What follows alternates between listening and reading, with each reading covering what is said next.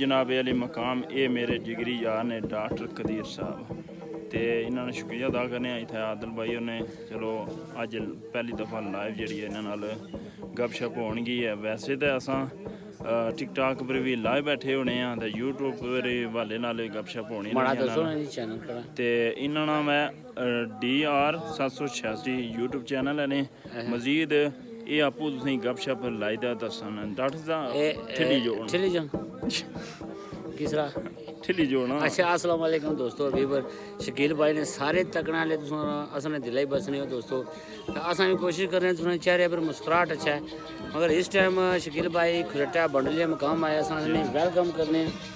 अच्छा मैं आखे ना बखी उठी जाए दोस्तों। तो बाकी अज आदिल भाई जो यूके तो आए उन्होंने दावत दी है जी जी इस हिसाब होने नाल जनाब असा मुलाकात हुई है। ये पिछा तुम ढोलकनी आवाज़ नहीं हुई सी सारे ने अखा हिला असद करीमी साहब हम लोग बने पे अच्छा। तो बाकी दोस्तों गल इस तरह है यूट्यूब वाई दुनिया है इसकी इस्तेमाल करो तो ये सही तरीके सही तरीके इस्तेमाल करो अच्छा सा कंटेंट पेश करो जी कोई जी फैमिली इस्तेमाल ना करो बेशक। बाकी आज अस जनाब अपने इलाके पर आने पर इन्हें की वेलकम ना। डॉक्टर साहब एक सवाल है जी जी वो मैं खटकना ना जेडे ये फैमिली हजरात मतलब यूज़ करी ना पैसा कमाने ने चक्कर लगे उन्हें शॉर्टकट मारने इसने बारे तुम क्या बाने हो। वैसे हदीस भी शकील भाई अच्छी है जी अगर तुम खवातीन की बिल्कुल इस्लाम इजाज़त नहीं देना जे तुम मकसद है ऐसी वीडियो बनाओ अपनी फैमिली की तुम शो करो तुसा इस चीज़ की भी पता है और लोगों की भी पता है मगर कोई पता नहीं वक्त आखिरी आई है अपनी खवातीन तुसा शो करने मतलब खवातीन ही मोहरा बनाई ते पैसा कमाने ने चक्कर च होने ने ये सरासर गलत है बेशक। ते मैं पहले मुखालफत करना रहा हूँ भी करसा मजीद भी अगर मुखालफत करना ही रहा कि साफ कंटेंट पेश करो अपनी मेहनत करो चाहे तुसाने 2 साल लगी जान 3 साल लगी जान लेकिन अपना साफ कंटेंट पेश करो। हदीस भी है औरत की घर ही सो बनाया मसाला भाई औरत ना मतलब ही पर्दा करो तुम औरत मतलब पर्दे विच अच्छी लगनी है बेशक ते बनी समरी ते अपने खामद ने सामने जाए वो हजूर पाक ने हदीस है कि औरत ही चाहिए कि अपनी चार द्वारी ने अंदर और अपना जरा सर ना साई है जरा सर साई का दुआ सर ताज महल जी जी इतने हूँ ताज खत्म हो गया हूँ महल ही रही है कुड़ी तो मुंडा दो महल बनाने चक्कर च अगर कोई बंदे ऐसे नहीं गल बुरी लगा माजरत ये दोस्तों अगर मैं थोड़े अंदर टैलेंट है तो तुम अपना इस्तेमाल करो धियां भैन माँ भैन ये बिल्कुल ना तुम इस्तेमाल करो यार नाल बारा वक्त इधर पीछे जितने यूट्यूब पर अगर कैमरा थोड़ा फेरी ने की दसो ये सारे महफल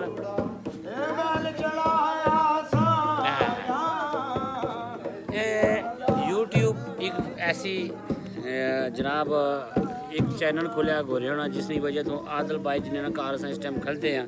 इन्हें मिली भगत नाल सारे की मिलाया बहुत बड़ा कोई सजिया कोई खबिया तो पूरे इलाके चूँ तो बाकी अस रशाद भाई ने बहुत शुक्रिया अदा करें अज मलिक जावेद साहब किधर गए ने मलिक जावेद साहब गए ठीक असने उधर जहीर भाई आने बुजुर्ग निका मोटा ऐसा चक्कर नहीं पे है मी कोई नहीं पता बुजुर्ग बंदे बाकी उधरों काजी साहब इन्होंने कम तो को काजी जी इधर छोड़ा की लड़कने हो बे काजी साहब जनाब बड़े हसने प्यारे बंदे इन्हें कोई खंडर अस्पताल नहीं छोड़िया ओ कहना बिल्डिंग नहीं छोड़ी नाल मी की वास ना कोई सड़क जोड़ी ने ना कोई अस्पताल जोड़िया ने तो हुन डॉक्टर आने वाले जड़े ना हुन आपे सीधा करी मेहरबानी है इन्होंने ये आपे भी बचो मी भी बचाओ खुदा गुजारो ना मार खाए कि ये यूट्यूब काजी साहब डॉक्टर ने बारे में क्या बना जाने हो डॉक्टर इस वक्त सब तो बड़ा से पता मानिया जाना किया कि कोई वज़ीर कोई हो गया एंड पर कुछ को डॉक्टर ठीक है